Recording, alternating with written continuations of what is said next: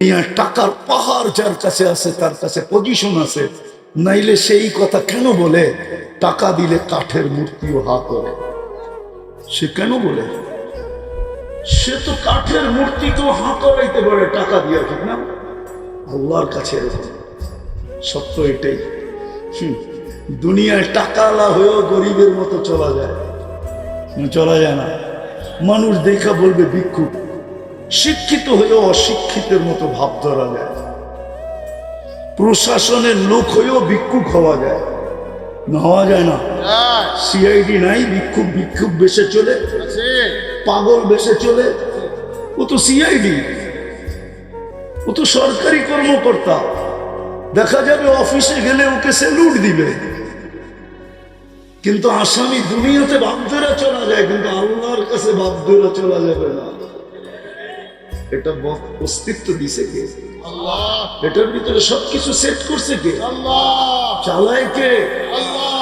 এটা কোন প্রযুক্তি দিয়ে চলে না।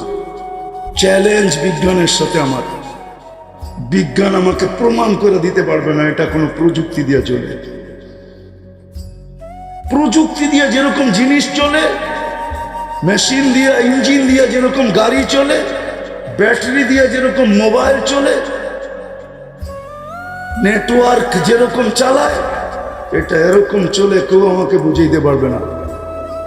এটা আল্লাহর কুদরত দিয়া চলে। কুদরত দিয়া, কি দিয়া? কুদরত দিয়া চলে। নাইলে মুখে বলার কোনো উপাদান নেই, চোখে দেখার কোনো উপাদান নেই, কানে শোনার কোনো উপাদান নেই। বিজ্ঞান ছাঁট মাইরা ফেলছে। টাকায় টোকাইতে এত বেশি আটলান্টিকের নিচেও টোকায় নাই। বিজ্ঞানী কানের ভিতরে আজ পর্যন্ত যত টোকাইছে, যে কোনো উপাদান পাই কিনা, দুনিয়ার থেকে বধিরত্ব দূর করতে পারি কিনা, এই গলার ভিতরে টোকায় দেখছে দুনিয়ার থেকে বোবাত্ব দূর করা যায় কিনা, এই চোখে টোকায় দেখছে দুনিয়ার থেকে আর্টিফিশিয়াল চোখ দিয়ে অন্ধত্ব দূর করা যায় কিনা, পায় নাই, পাবে না। দেখায় এইখানে কুদরত দিয়ে বলায়, এইখানে কুদরত দিয়ে শোনায়। আল্লাহর কুদরত, প্রযুক্তি আছে, সেটা আল্লাহর প্রযুক্তি, এটাকে কুদরত বলে। কুদরত নামী প্রযুক্তি দিয়ে আমরা শুনি, কুদরত নামী প্রযুক্তি দিয়ে আমরা দেখি, কুদরত নামী প্রযুক্তি দিয়ে আমরা বলি। আমাদের হাত পাও, এই বডিটা কুদরত দিয়ে চলে, নাহলে চলার কোনো সিস্টেম নাই এখানে। তো যেটা বুঝাইতেছিলাম, আসেন শেষ জায়গায় চলে আসেন আজকে তওবা করি। ভাবি যে কালকে এই চেহারাটা আল্লাহকে কি করে দেখাবো? আল্লাহর কাছে আমার পজিশন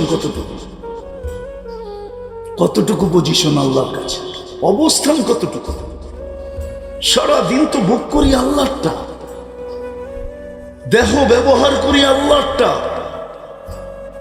আজ পর্যন্ত দুনো হাত কাটাওয়ালাকে কেউ গাড়ি দিয়া দেখছে যে তুই একটু চালা? কেন?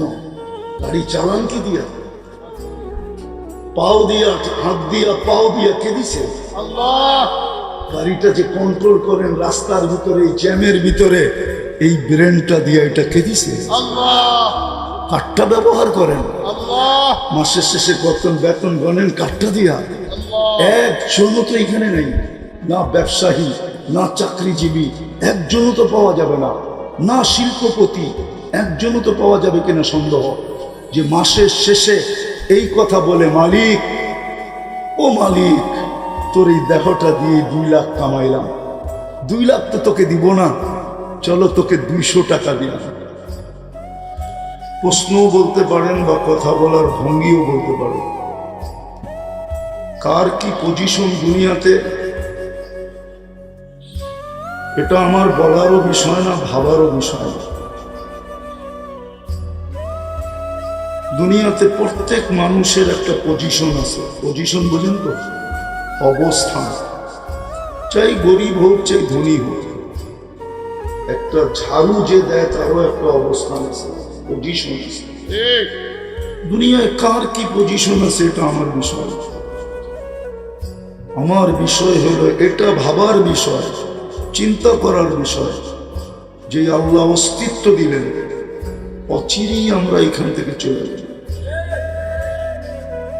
মনোযোগ দিয়ে শোনেন, আওয়াজ না করে। অচিরেই কিন্তু আমরা এখান থেকে চলে যাব। দুনিয়াটা কারোর জন্য চিরস্থায়ী। যদি হইতো তাহলে কবি কোনোদিন এই কথা বলতো না, মিলে খাক মে আহলে শাহ कैसे कैसे, जमी खा गई नौजवान कैसे कैसे, अजल ने न छोड़ा किसरा न दारा, उसी से सिकंदर सा फाते भी बेहारा, हर एक लेके क्या क्या हसरत सुधारा। গাজীপুরের ভাওয়াল রয়ে গেছে কিন্তু মালিক নেই। কেস এখনো চলতেছে কোর্টে, জানি আমি। ভাওয়ালের সম্পত্তি নিয়ে এখনো কেস চলতেছে। ভাওয়ালের জমিদার, ভাওয়াল আছে কিন্তু জমিদার নেই। অচিরেই আমরা চলে যাব, এখানে চিরস্থায়ী কেউ না। ছোট হোক সেও চলে যাবে, বড় হোক সেও চলে যাবে, মালিক হোক সেও চলে যাবে, শ্রমিক হোক সেও চলে যাবে। কবি এটাই বুঝাইতে চায়, একদিন ঐতিহ্য থেকে যাবে, তুমি থাকবে না। হয়তো ঐতিহ্যটা হতে পারে আমার ওই পুরান মাথার দেওয়ার বালিশটা, হতে পারে আমার ঝুপড়িটা ঐতিহ্য থেকে যাবে, আমি থাকবো না। সত্য এটাই। বাবা মতো বোঝেন, কাজে দিবে। নাইলে জীবনের উপরে কন্ট্রোল, জীবনের গতির উপরে কন্ট্রোল কারো নাই। যদি কন্ট্রোল থাকতো, কেউ তার জীবনের জন্মদিনের কেক কাটতো না। সবাই পাওয়ার ব্যাংক কিনা গতিতে ভেড়া লাগতো, আর এটাকে আগেই বাড়তে দিত। দুনিয়ার বহুত মানুষ ছিল যারা ওই পাওয়ার ব্যাংক কিনতে পারত, আর নিজের জীবনের গতিকে পাওয়ার ব্যাংকের ভিতরে ঢুকায় ভেড়া রাখত, আর কোনোদিন কেক কাটতে হতো না। প্রতি বছরই তো কেক কাটে, ঠিক না? কি জন্মদিন পালন করে না? হ্যাঁ, জীবনের গতি কারো কন্ট্রোলে না। আবার এটাও সত্য, কে কখন যাব এটাও জানি না। দুনিয়া এত উন্নত, আমেরিকা এত উন্নত, কানাডা এত উন্নত, ইংল্যান্ড এত উন্নত, ইউরোপ এত উন্নত, জাপান এত উন্নত, আমরা ডিজিটাল হইলাম, তারপরে ওই মেশিন আসলো না যে 1 মিনিট আগে কেউ জানতে পারবে যে আমি 1 মিনিট পরে চলে যাব। জানার কোনো মেশিন নেই। বিধায় আমার প্রশ্ন হলো, দুনিয়ায় আপনার পজিশন কি? এটা আমার বিষয়। আমার বিষয় হলো, যে আল্লাহ নিয়ে আসছে, আবার যে আল্লাহ নিয়ে যাবে, ওই আল্লাহর কাছে আমার পজিশন কতটুকু, এটা বাবা হলো আমার বিষয়, চিন্তা করা হলো আমার বিষয়। আল্লাহর কাছে পজিশন কতটুকু, যেই কোনো মুহূর্তে চলে যেতে পারে। আজকেও সূর্য বলতে বলতে ডুবছে, লান আউদ ফি হায়াতিকা আবাদা। গাজীপুরের মতো বহু জায়গা আমার দুনিয়াতে দেখা আছে, মাটির সাথে মিশে গেছেন এক রাতের ভিতরে। গাজীপুরও মাটির সাথে এক রাতে মিশে যেতে পারে না? পারে না? হ্যাঁ, হাদিস দিয়া দিই। আল্লাহ তো বলে, লাউ আমারতুল আরদা লাবতালাআত কাফি বাতনিহা, আমি জমিনকে হুকুম দিতে দেরি, তোমাকে পেটে নিতে দেরি করবে না। তোমাদের অট্টালিকা এগুলো পেটে নিতে দেরি করবে না। বদদোয়া করতেছি না, বুঝানোর জন্য বলতেছি। যদি স্কেলে 9 নম্বর ভূমিকম্প আসে, স্কেলে 9 মাত্রায় ভূমিকম্প, সব মাটির সাথে মিশে যাবে। হুকুম দিতে দেরি, ভিতরে নিতে দেরি করবে না। আল্লাহ নিজে বলতেছে, লাউ আমারতুল আরদা লাবতালাআত কাফি বাতনিহা, আমি জমিনকে হুকুম দিতে দেরি, তোমাকে পেটে নিতে দেরি করবে না। লাউ আমারতুল বাহরা লাআগরাকাত কাফি কারিহা, এটা ভাবলে ভুল হবে যে বঙ্গোপসাগর বহুত দূর।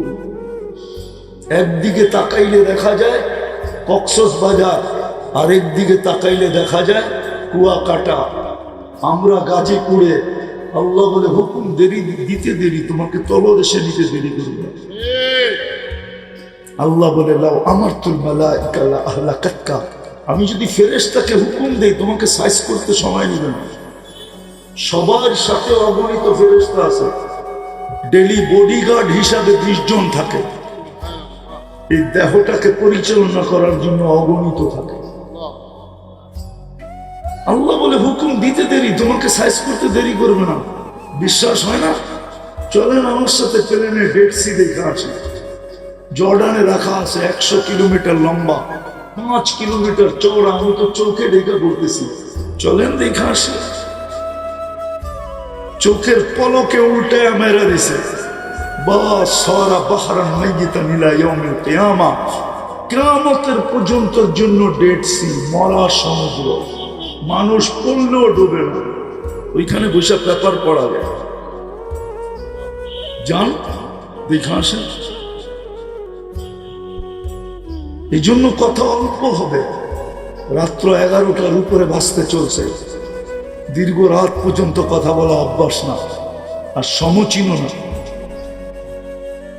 কথা অল্প হলেও জীবনে দাগ কাটতে পারে, এক কথাও জীবন চেঞ্জ করতে পারে, চেঞ্জ হতে পারে এক কথা।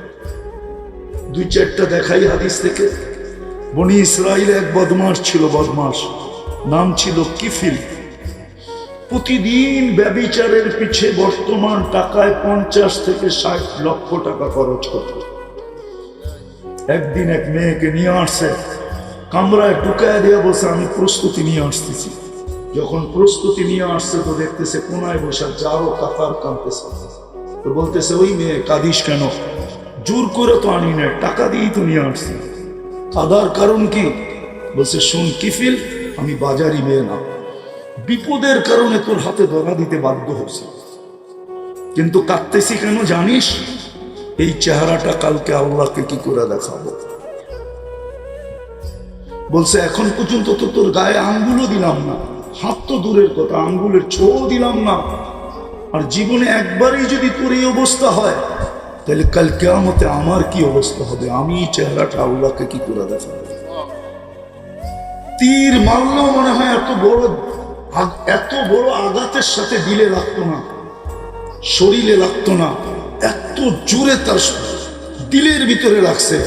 আর বলছে, বোন, টাকা তোকে দিয়া দিলাম, আমি আল্লাহর কাছে তওবা করলাম, অনুরোধ তোর কাছে একটা রাখবো, তোর চোখ ভিজা হাতগুলা চোখের পানি দিয়ে হাতগুলা উঠায় আল্লাহকে একটু বেলা দে, আমার তওবা যেন কবুল করে। ওই রাত্রেই মারা গেছে কিফিল। স্বর্ণ অক্ষরে দরজায় লেখা উঠছে, কাদ গাফারাল্লাহু লিকিফলিন, আল্লাহ কিফিলকে মাফ করে দিয়েছে। সুবহানাল্লাহ। এতটুক শব্দে জীবন চেঞ্জ। এই জন্যই আপনাদেরকে বুঝাইতে চাইতেছি আমি, যে দুনিয়ায় কার কি পজিশন এটা আমার বিষয় না। হতে পারে কেউ উপরে, হতে পারে কেউ নিচে, এটা আমার আলোচ্য বিষয় না। আমার আলোচ্য বিষয় আপনি যেখানে আছেন দাঁড়ায়, শ্রমিক আছেন শ্রমিক হিসাবে, মালিক আছেন মালিক হিসাবে, চাকরিজীবী আছেন চাকরিজীবী হিসাবে, আদালতওয়ালা আছেন আদালতওয়ালা হিসাবে, মেইলওয়ালা আছেন মেইলওয়ালা হিসাবে, ফ্যাক্টরিওয়ালা আছেন ফ্যাক্টরিওয়ালা হিসাবে, ঝাড়ুদার আছেন ঝাড়ুদার হিসাবে। যে যেখানে দাঁড়ায় আছেন এখানের থেকে চিন্তা করি যে আল্লাহ নিয়ে আসছেন, আর যিনি আমাকে অচিরেই নিয়ে যাবে, কাকে কখন নিয়ে যাবে কেউ জানে। এই জন্যই সূর্য বলতে বলতে বলে, ওই আল্লাহর কাছে আমার পজিশন কত, কালকে এই চেহারাটা কি করে দেখাবো, এটা তো আল্লাহরই দেওয়া। দেখি আমি এই দেশেই তো চলি, দেখি নামাজের সময় হয়, হায় হায় হায় 10% নামাজ মানুষ মসজিদে আসে। অথচ বলেন তো আমাদের জীবনের উৎস কোনটা, ব্যক্তিত্বের উৎস কোনটা? এই দেহটাই তো। বলেন দেহটা না মানেন না? মনে হয় মানে ড্রাইভার মানে, এটা শ্রমিক মানে আপনার আর আমার। আমি যে আমার এই উৎস কোনটা, মেইন জিনিস কোথায়? দেহটাই তো। এটা চালায় কে? কে চালায়? 24 ঘন্টা আপনাকে অক্সিজেন কে দেয়? কয় লিটার দেয়? করুণা তো আমাদের চোখ খুলে দিল। আধা ঘন্টা মডার্ন হাসপাতাল ঢাকা, আধা ঘন্টা অক্সিজেন দিছে, 84,000 টাকা বিল করছে, এখনো নেটে আছে। আল্লাহ তো 24 ঘন্টা অক্সিজেন দেয়, 550 লিটার অক্সিজেন দেয়। কত লিটার? জান্নাত গাজীপুরও হাসপাতাল আছে, অক্সিজেনের সিলিন্ডার আছে। জিজ্ঞাসা করেন কয় কেজি ভরা আছে, পার সিলিন্ডার কয় টাকা নিবে আপনার থেকে? জিজ্ঞাসা করেন, যান জিজ্ঞাসা করেন। আল্লাহ তো 550 লিটার দেয় ডেলি। 36 বার কিডনিকে ডায়ালিসিস করে আপনাকে সুস্থ আর সবল রাখার জন্য।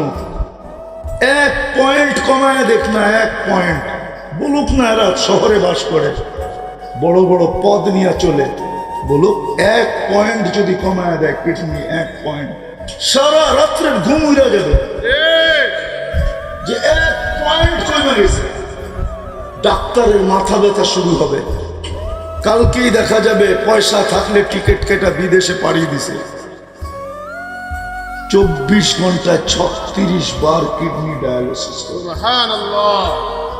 80,000 বার আপনার আর আমার ভিতর থেকে কার্বন ডাই অক্সাইডকে কিউর করে বাহির করা এই ওয়েদারের ভিতরে ছেড়া যায়।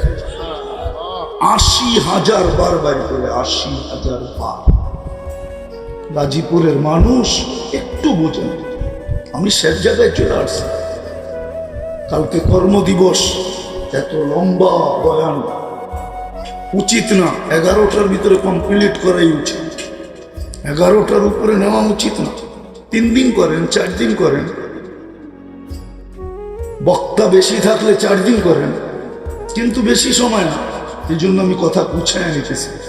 আপনার পজিশন কি আছে দুনিয়াতে, এটা আমার আলোচ্য বিষয়। যে আল্লাহ অস্তিত্ব দিছে, আবার যার কাছ থেকে আসছি, যার কাছে চলে যাব, তার কাছে আমার পজিশন কতটুকু, এটা চিন্তা করা উচিত।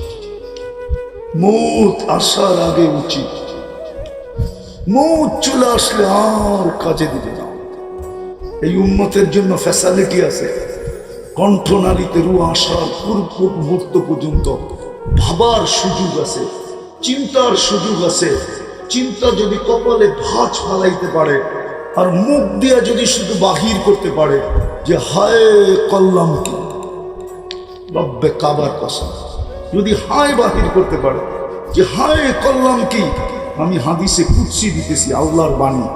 এই উম্মতের জন্য আল্লাহর ঘোষণা আছে, ফালাম্মা তায়াক্কানতা বিল বাওয়া ওয়া যানানতা আন্নাকা মিন আহলিন নার মানাহতু ইলাইকা রিদওয়ানি ওয়াল্লাইতু ইলাইকা গুফরানি ওয়া কুলতু লাকা লা তাহজান গফারতু লাকা যুনুবা ওয়াল আওসার ওয়া লিআজলিকা সাম্মাইতু নাফসি আল আজিজুল গফফার। আল্লাহ বলে, তোর কপালে ভাঁজ আসতে দেরি, মুখ দিয়া চিৎকার বাহির হইতে দেরি, আমি রেজার চাদর দিয়ে তোকে ঢাকতে দেরি করি না, মাগফিরাতে ডুবায়া দিতে দেরি করি না, ছুটা এসা তোকে সান্ত্বনা দিতে দেরি করি না। তোকে সান্ত্বনা দেই কি বইলা জানিস? চিন্তার কোনো কারণ নাই, গুনাহ খাতা মাফ করে দিলাম, তোর জন্যই তো আমি আজিজুল গফফার। এই উম্মতের জন্য সুযোগ আছে, বিদায় ভাবেন। কবরে চলে যাওয়ার পরে কেউ কাউকে মনে রাখবে না, এটাই চির সত্য।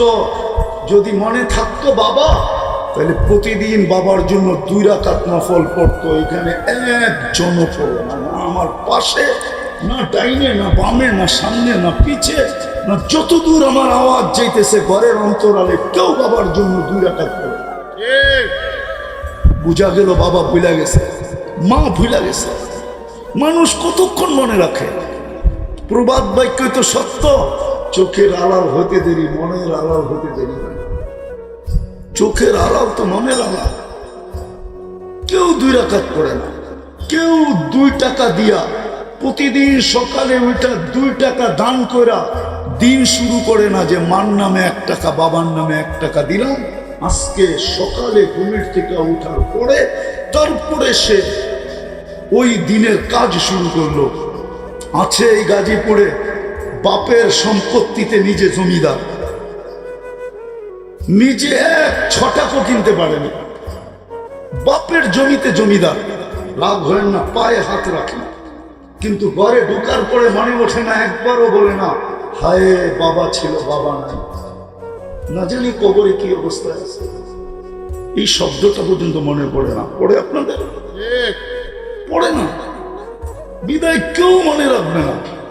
বিদায় আসেন, আজকে তওবা করে প্রস্তুতি নেই। ভাবতেও যদি